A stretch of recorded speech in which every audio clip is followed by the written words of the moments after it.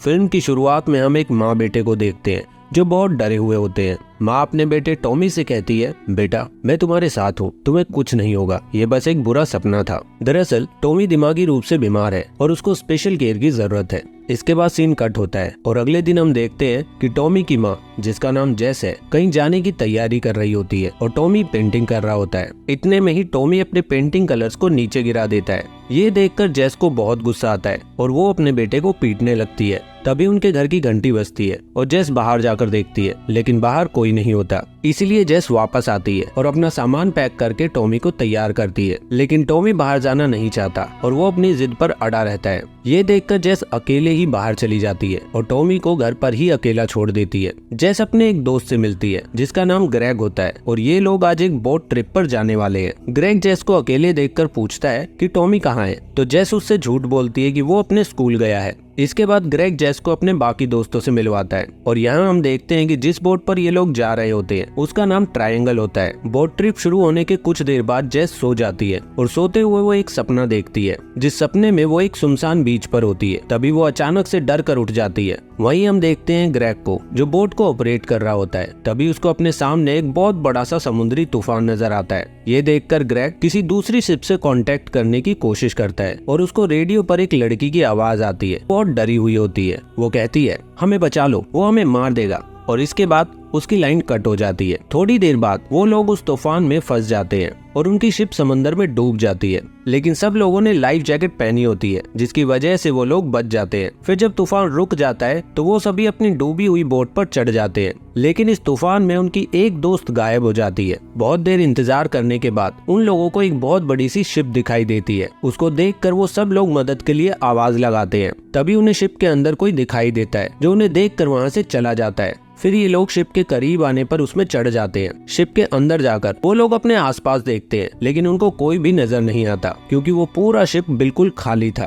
फिर वो लोग शिप के अंदर इधर उधर देखने लगते हैं। तो जेस अपने दोस्त ग्रेग से कहती है, मुझे लगता है कि मैंने ये जगह पहले भी देखी है। वो सब लोग शिप को देख ही रहे होते हैं कि उनको कुछ गिरने की आवाज आती है। विक्टर जाकर देखता है तो उसको जेस के घर की चाबी मिलती है, जिसे देखकर वो लोग थोड़ा हैरान होते हैं क्योंकि जेस तो उनके साथ ही खड़ी होती है। खैर, ये कहानी अभी और भी ज्यादा कंफ्यूजिंग होने वाली है, लेकिन मैं इसको बहुत अच्छे से आप लोगों को समझाऊंगा। बस आप लोग मेरे चैनल को सब्सक्राइब करके बेल आइकन को प्रेस कर ले, ताकि हमारी आने वाली मजेदार मूवी एक्सप्लेनेशन आप सबसे पहले देख पाए। जेस की चाबी वहाँ देखकर उसके दोस्त कहते हैं, शायद वो हीथर होगी, चलो उसे ढूंढते हैं। यहाँ पर ये लोग अपनी खोई हुई दोस्त की बात कर रहे होते हैं। फिर ये सब लोग उसे ढूंढते हुए एक हॉल में पहुँचते हैं, जहाँ पर उन्हें बहुत सारा ताजा खाना रखा हुआ मिलता है। ये देखकर वो सब लोग बहुत हैरान होते हैं, लेकिन सबको भूख भी लगी होती है, इसलिए वो लोग थोड़ा बहुत खा लेते हैं। इसी के बीच ग्रेग जेस से टाइम पूछता है। जेस अपनी घड़ी देखती है और उसे पता चलता है कि उसकी घड़ी 8:30 पर ही रुक गई है और ग्रेग की घड़ी 11:30 पर। तभी जेस को वहाँ पर कोई दिखाई देता है, तो विक्टर उसका पीछा करता है। फिर जेस और ग्रेग बातें करते हुए हॉल से बाहर चले जाते हैं और उनके बचे हुए दो दोस्त डाउनी और शैली वहीं पर रह जाते हैं। फिर जेस को एक कमरे में कुछ आवाज आती है, तो वो लोग कमरे में जाकर देखते हैं। वहाँ शीशे पर खून से लिखा होता है, थिएटर में जाओ। ये पढ़कर ग्रेग थिएटर में जाता है, लेकिन जेस उसको रोकती है कि वहाँ पर खतरा हो सकता है, हमें वहाँ नहीं जाना चाहिए। लेकिन ग्रेग उसकी बात नहीं सुनता और थिएटर में चला जाता है, लेकिन जेस उसके साथ नहीं जाती और वापस उसी हॉल में आ जाती है। लेकिन यहाँ आकर वो देखती है कि हॉल में उसके दोनों दोस्त नहीं होते। वो जो ताजा खाना वहाँ रखा हुआ था वो भी सड़ चुका था।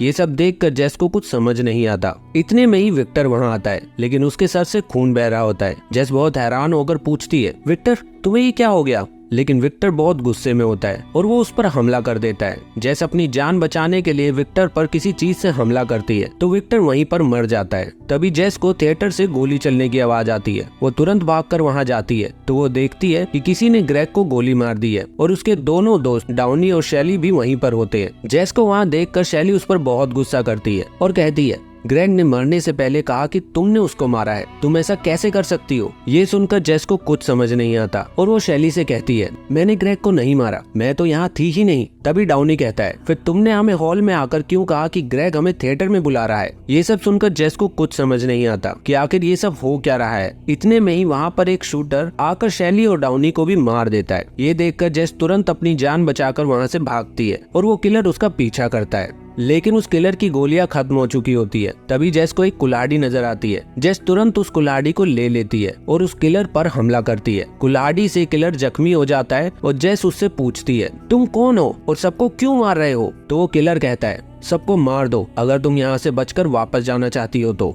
और ये कहकर वो किलर समंदर में कूद जाता है। अब जेस के सारे दोस्त मर चुके होते हैं और वो इस शिप पर अकेली होती है। लेकिन तभी उसको कुछ आवाज आती है। वो जाकर देखती है तो समंदर में उसके दोस्त और वो खुद मदद के लिए आवाज लगा रहे होते हैं। ये देखकर वो बहुत डर जाती है और उसको कुछ भी समझ नहीं आता कि आखिर ये सब हो क्या रहा है। दरअसल जेस एक टाइम लूप में फंस चुकी थी। अब जेस के सारे दोस्त शिप पर चढ़ जाते हैं और फिर से सब कुछ वैसा ही होता है जैसा पहले हुआ था। जेस अपने दोस्तों को छुपकर देखती है, लेकिन तभी उसकी चाबी नीचे गिर जाती है, जिसे सुनकर विक्टर उसकी तरफ आने लगता है। विक्टर को आता देख जेस वहाँ से भाग जाती है, लेकिन विक्टर उसका पीछा करता हुआ उसको ढूंढ लेता है और रियल जेस उसको सब कुछ समझाती है। लेकिन विक्टर उसकी किसी भी बात पर कोई भरोसा नहीं करता, तो उनके बीच में थोड़ी हाथापाई हो जाती है, जिसमें विक्टर के सर पर बहुत गहरी चोट आती है। इसके बाद जेस वहाँ से भागकर शिप के लॉकर रूम में आती है, जहाँ पर उसको बहुत सारे पेपर दिखाई देते हैं, जिस पर लिखा होता है अगर वो शिप पर चढ़ते हैं तो उन सबको मार दो।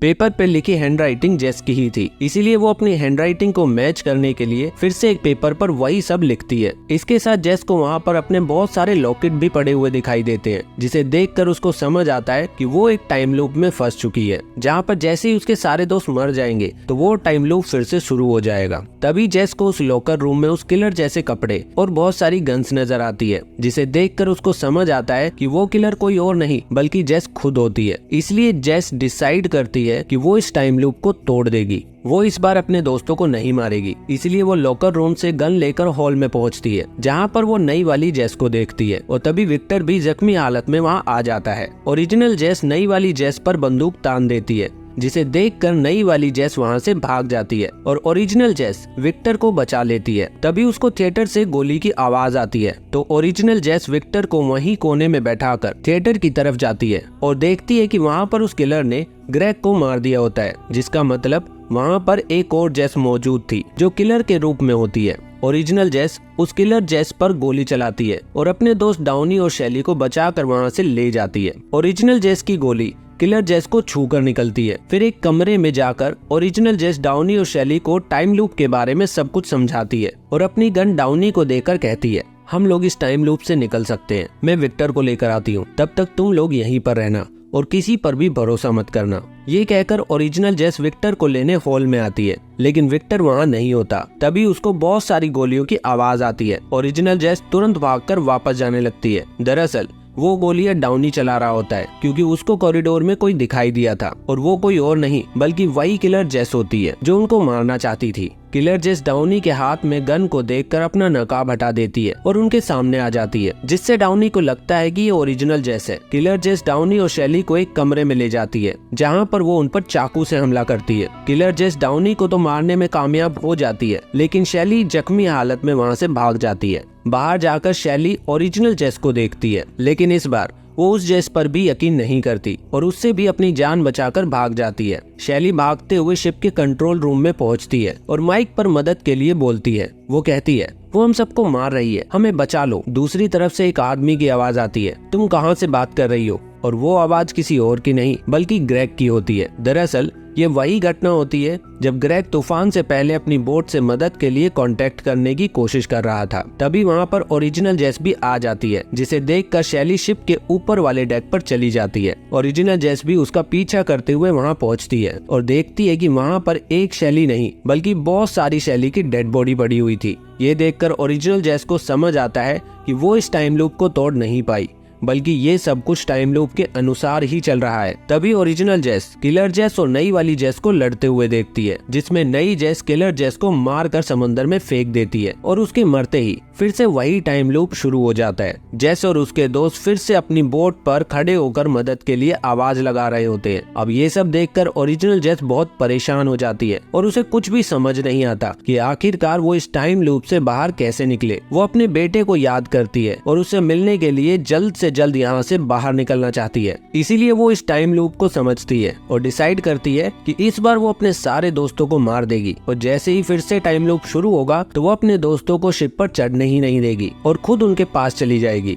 ये सब कुछ सोचकर ओरिजिनल जेस एक कमरे में जाकर शीशे पर लिखती है, थिएटर में जाओ, और फिर हॉल में जाकर अपने दोस्त डाउनी और शैली को भी थिएटर में जाने को बोलती है। फिर वो लॉकर रूम में जाकर किलर की ड्रेस पहन लेती है और अपने मुंह पर कपड़े का नकाब पहन लेती है। फिर थिएटर में जाकर वो अपने दोस्त ग्रेग को मार देती है और उसके साथ डाउनी और शैली को भी। लेकिन हमेशा की तरह नई वाली जेस वहाँ से बचकर भाग जाती है और शिप के डेक पर चली जाती है और शिप के डेक पर जाकर कुल्हाड़ी से ओरिजिनल जेस पर हमला करती है। ओरिजिनल जेस उसको फिर से वही कहती है कि सबको मार दो अगर यहाँ से निकलना चाहती हो तो, और ये कहकर वो समंदर में कूद जाती है। इसके बाद हम देखते हैं कि ओरिजिनल जेस मरती नहीं, मतलब जेस अभी भी उसी टाइम लूप में फंसी हुई थी। इसके बाद हम देखते हैं कि ओरिजिनल जेस मरती नहीं है, बल्कि उसकी आंखें एक समंदर के किनारे पर खुलती है। अपने आप को शिप के बाहर देखकर ओरिजिनल जेस बहुत खुश होती है क्योंकि उसने आखिरकार उस टाइम लूप को तोड़ दिया था। वो तुरंत खड़ी होती है और जैसे तैसे करके अपने घर पहुंचती है। वो अपने घर की खिड़की से देखती है कि उसका बेटा टॉमी पेंटिंग कर रहा होता है, लेकिन तभी वो लोन एरिया में देखती है जहाँ पर पुरानी जेस बहुत फ्रस्ट्रेशन में सूखे हुए कपड़े उतार रही होती है। दरअसल जेस उसी टाइम में वापस आ गई थी जहाँ से ये टाइम लूप शुरू हुआ था। ओरिजिनल जेस देखती है कि पुरानी जेस हमेशा की तरह अपनी रोज की जिम्मेदारियों और बीमार बेटे टॉमी की वजह से फ्रस्ट्रेशन में होती है और वो इन सब जिम्मेदारियों से ब्रेक लेना चाहती है। इसीलिए उसने आज अपने दोस्त ग्रेग के साथ बोट ट्रिप पर जाने का प्लान बनाया था। लेकिन तभी टॉमी ओरिजिनल जेस को खिड़की से देख लेता है और घबराकर अपनी पेंट की बोतल को जमीन में गिरा देता है, जिसे देखकर पुरानी जेस टॉमी को एक जोरदार थप्पड़ मारती है। टॉमी बेचारा रोता हुआ दूसरे कमरे में चला जाता है और पुरानी जेस फ्रस्ट्रेशन में उसको भला बुरा बोलती हुई पेंटिंग कलर को जमीन से साफ करती है। ये सब देखकर ओरिजिनल जेस को बहुत बुरा लगता है। उसको एहसास होता है कि वो कितनी बुरी माँ है, इसलिए वो डिसाइड करती है कि वो इस पुरानी जेस को जान से मार देगी और अपने बेटे टॉमी को लेकर शहर छोड़कर कहीं और चली जाएगी। इसीलिए वो अपने घर की घंटी बजाती है और छुप जाती है।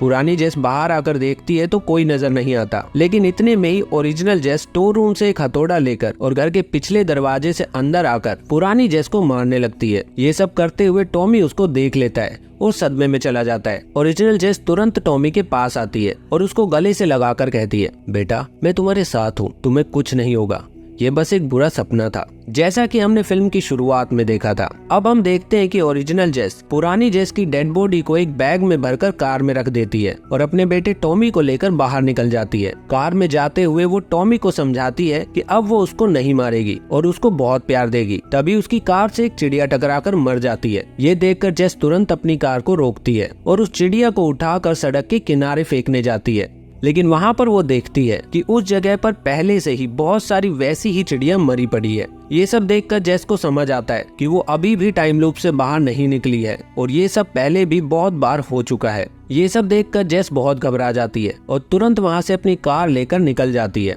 अब कार के शीशे पे लगे खून को देखकर टॉमी बहुत परेशान होता है और जेस टॉमी को शांत करने की कोशिश करती है, जिसकी वजह से उसका ध्यान सड़क से हट जाता है और उनकी कार का एक्सीडेंट हो जाता है। ये इतना भयानक एक्सीडेंट होता है कि जेस और टॉमी दोनों की जान चली जाती है। लेकिन अभी फिल्म खत्म नहीं हुई। तभी हमें दिखाया जाता है कि सड़क पर टॉमी और जेस की डेड बॉडी पड़ी होती है और ओरिजिनल जेस थोड़ी दूरी पर सदमे में खड़ी होकर ये सब देख रही होती है। दरअसल जेस पहले ही मर चुकी है और वो आत्माओं की दुनिया में है। जेस अपने बेटे टॉमी के साथ बहुत बुरा बर्ताव करती थी और उसकी लापरवाही की वजह से उसके बेटे की जान चली गई। इसीलिए मौत के देवता यमराज ने उसे इस टाइम लूप की सजा दी होती है, जिसमें उसको बार बार ये एहसास करवाया जाता है कि वो कितनी बुरी माँ है। तभी हम देखते हैं कि एक टैक्सी ड्राइवर उसके पास आता है और उसको लेकर फिर से वहीं छोड़ देता है जहाँ से ये पूरी कहानी शुरू हुई थी। वहाँ पर टैक्सी से उतरते ही जेस सब कुछ भूल जाती है जो उसके साथ अभी थोड़ी देर पहले हुआ था और फिर से उसी टाइम लूप में चली जाती है। और इसी के साथ हमारी आज की फिल्म यहीं पर खत्म हो जाती है। इस फिल्म की कहानी बहुत कंफ्यूजिंग थी, लेकिन मैंने अपनी पूरी कोशिश करी कि आपको ये कहानी अच्छे से समझा पाऊँ। तो अगर आपको ये फिल्म और मेरी एक्सप्लेनेशन अच्छी लगी तो कमेंट करके जरूर बताना।